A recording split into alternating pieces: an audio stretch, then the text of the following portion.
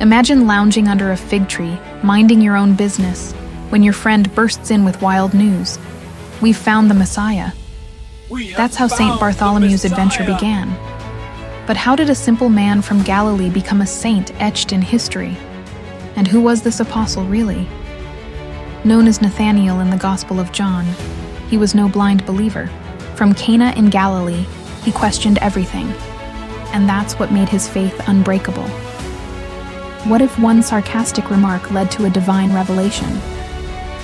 When his friend Philip told him the Messiah was from Nazareth, Nathanael shot back, "Can anything good come from Nazareth?" It was a small town, kinda the middle of nowhere.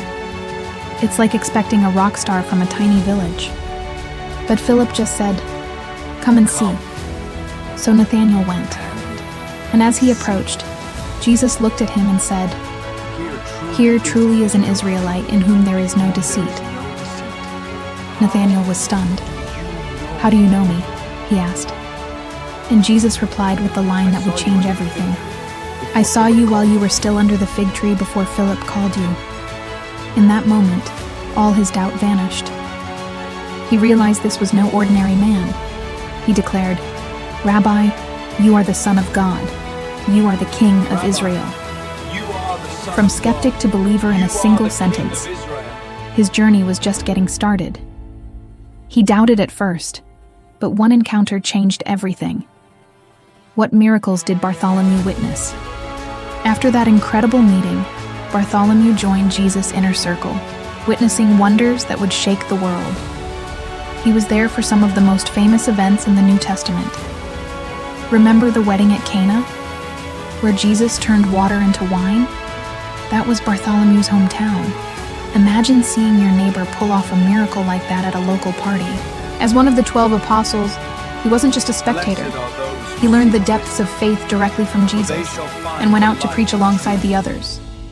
History buffs will know he's listed in the apostle rosters in the Gospels of Matthew, Mark, and Luke. He was right there in the thick of it, absorbing every lesson, every miracle, and every challenge. He experienced the highs of this incredible ministry, but his true test, the one that would define his legacy, came after the crucifixion and resurrection. The teacher was gone, but the mission was far from over. Jesus ascended, but Bartholomew's journey was just beginning. Where did this apostle take the gospel, and what legends followed? After receiving the Holy Spirit at Pentecost, Bartholomew ventured far from home. Ancient traditions tell us his missionary journeys were truly epic. First, he's said to have traveled to India. Picture this: a man from Galilee, arriving in a vibrant, new culture, tasked with translating the Gospel of Matthew for a whole new audience. He must have been a little overwhelmed, maybe gesturing wildly to locals trying to get his message across.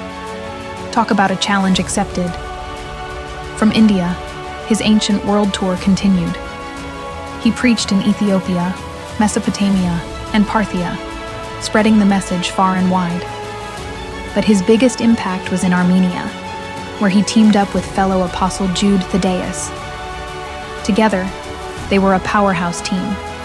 They converted thousands of people, from commoners all the way up to the king's own brother. This incredible success, however, started attracting the wrong kind of attention and sparked royal fury.